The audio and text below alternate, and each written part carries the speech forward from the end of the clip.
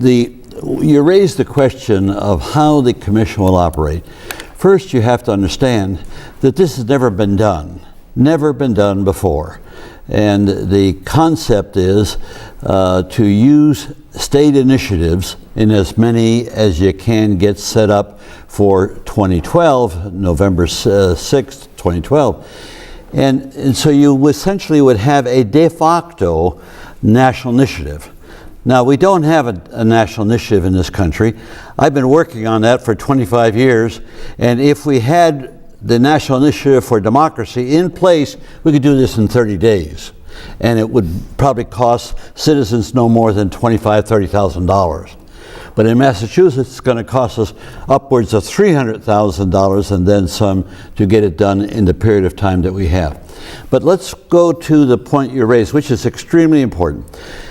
What this idea that I came up with, and then as it developed, I had to really now put some flesh on the bone, meat on the bone also.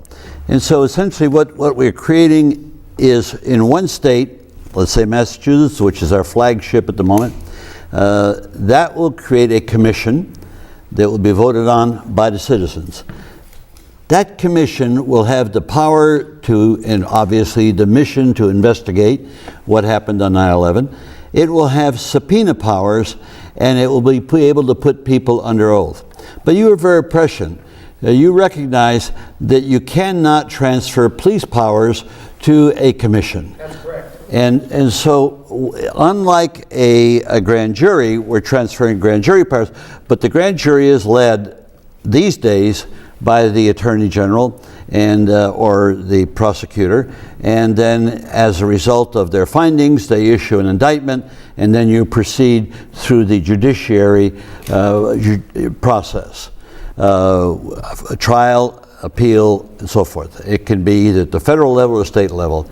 The problem is that we don't have that, but we have to recognize what we do have, and that is it's very significant to have powers of subpoena. So somebody setting foot in the state of Massachusetts, George Bush, Dick Cheney, we lay a subpoena right on them. And they can be arrested if they don't honor the subpoena right then and there. And obviously it's a prima facie case that they won't do it because they're avoiding going to Europe, they're avoiding going to places where they could be subpoenaed. So we would have a very strong case. Now we could put them under oath. That's something that they've never had happen to them. Oh no, they're too high and mighty to be put under oath. My experience has been in politics that it's not the crime that gets them, it's the perjury that gets them. And so they would perjure themselves if they lie to our commission, if it's only, so that's very serious. Now, on that basis, we could turn that evidence over to the jurisdiction in question and say, okay, state of Massachusetts, use your judicial system to prosecute them for perjury. And we got a case for it. We have to prove it, but we have a case for it. So that's really the dynamic that would take place. Now, let's back this up. The other feature of this legislation is a joint powers agreement. Now that's never been used before, the way we're approaching it. And what we're saying is that when Massachusetts passes this as a law, and we get it passed in Maine, we get it passed in Colorado, Oregon, it's like a bucket. They can all jump in the same bucket and add their grand jury powers, because that's what, at the state level, they can add their grand jury powers to this institution. So you're now creating a de facto grand jury across the nation, which means now Cheney can't travel to Oregon, can't travel to Maine, and can't travel to Colorado, and can't travel. Well, it gets to be a very interesting situation. And isn't it possible, if this thing starts snowballing, Massachusetts comes in, Oregon comes in, and the other states come in, right? And it starts snowballing, I think, and public opinion starts being changed and the consciousness raised, certainly with serious and sincere doubts about what really happened, and people wanting to know the truth. and demanding a new, open, honest, independent investigation, then there is a chance, okay, then there's a chance that something could actually happen at the national, federal level, okay, that wouldn't necessarily be congressional, but it might be more than just, it might be more than one state. I mean, it might give us more power. Well, it could be a judicial direction from like Martha Coakley that certified this ballot initiative. Attorney General could then proceed with criminal investigations, and that would be our interest. But he's quite right. There's a dynamic that takes place that once you now start doing this, and that's what's so important about the 9/11 Truth Movement, having an actionable plan.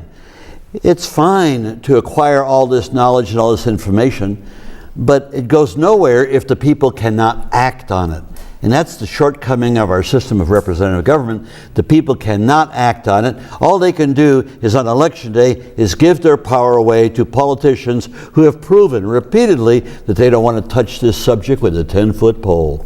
So as we go forward, we don't know what the unintended consequences will be. And that's the beauty of the undertaking, because right now, 9/11 Truth Movement is blacked out by mainstream media, blacked out by the government, and so all of a sudden, this information that's been garnered over the last 10 years is now being exposed factually. Oh, the work is there. One of the beauties of this new investigation, a citizens commission, and we can go into the other key element is the appointment. But the beauty of the citizens commission, they now get to start at a new plateau. If this were 5 years ago, it would be different. Right now we have a body of knowledge that's awesome, and that the government and mainstream media refuse to look at. I just come from Boston, and I was on a radio program, and the questions that were coming in, oh, this guy's a fireman, and oh no, these buildings, Building 7 was partially destroyed. Well, the guy's, first off, he's lying, either he's lying in his teeth, he doesn't know what he saw, because you can look at Building 7, and it was not partially destroyed, it was all there with minor smoke fires. So that smoking gun is still there very strong. But I won't go into that. I'll just use what my area of expertise is, because I'm the one that thought of this, and there's a reason why I thought of it. And let me just take a moment to tell you, because it's so important. What has floated my boat since I've left public office is that we have to improve upon representative government. Representative government is designed to keep people in civic adolescence. You know, I want this, but I don't want to be taxed. I want that, but I don't. That's adolescent behavior. Sure, it's under my thumb obedience. That's right. So what we want is we want to have adult citizens. And how do you become an adult? Just the way you raise your children. You give them more responsibility, and as they perform better and better into adulthood. Well, we need to do that. Well, what's the best way to do that? Is to be able to make Americans lawmakers. The central power of government is lawmaking, not anything else, not the executive, regardless if it's Obama or 10 other ones.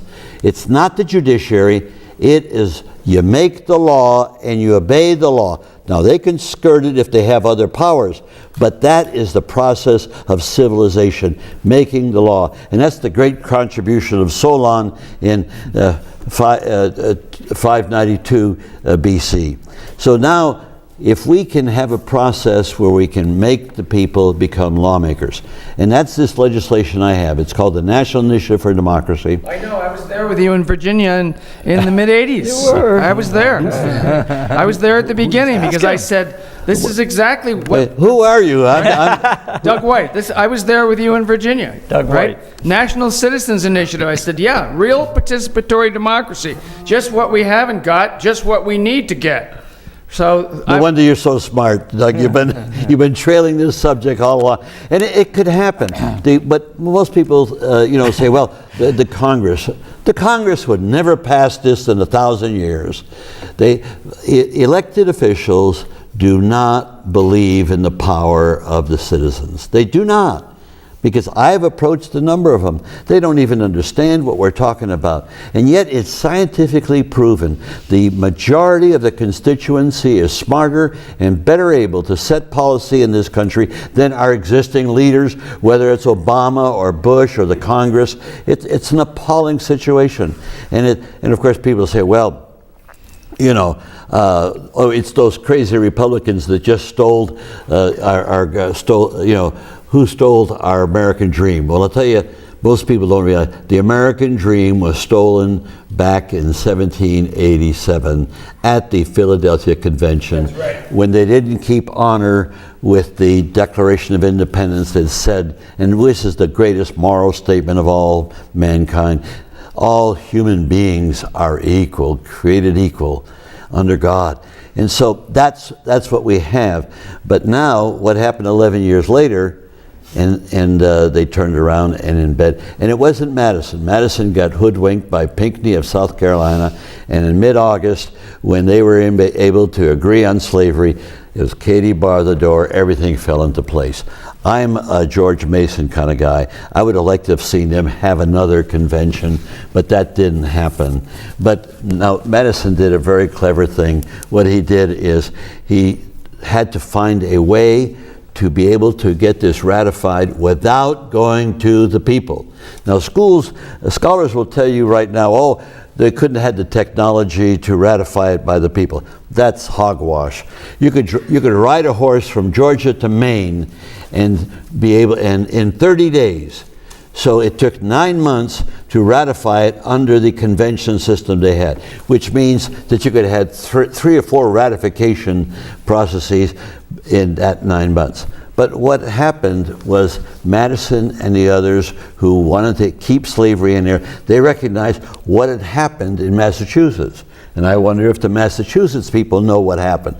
In 1776, when we declared independence, they were, all of these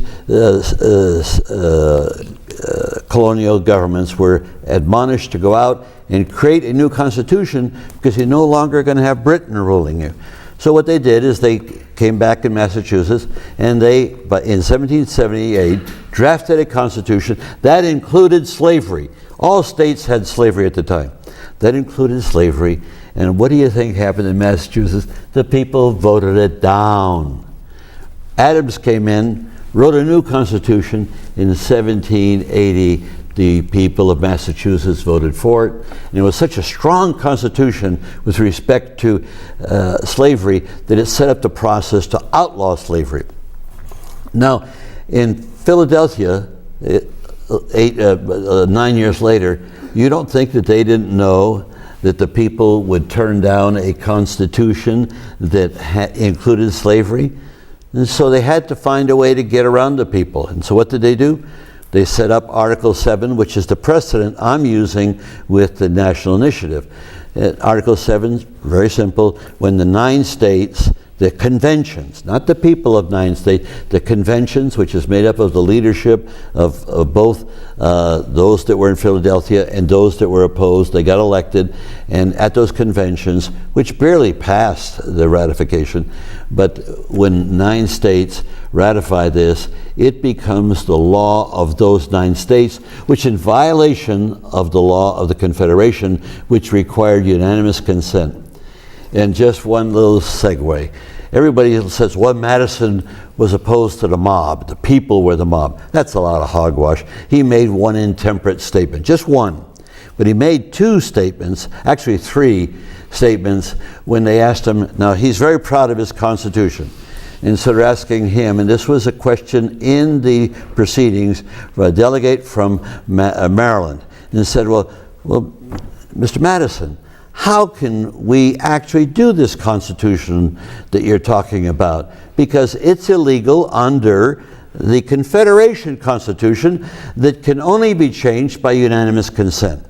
So, with all in agreement. So Madison responded, well, of course we'll do it with first principles. What's first principles? First principles is the people will just do it.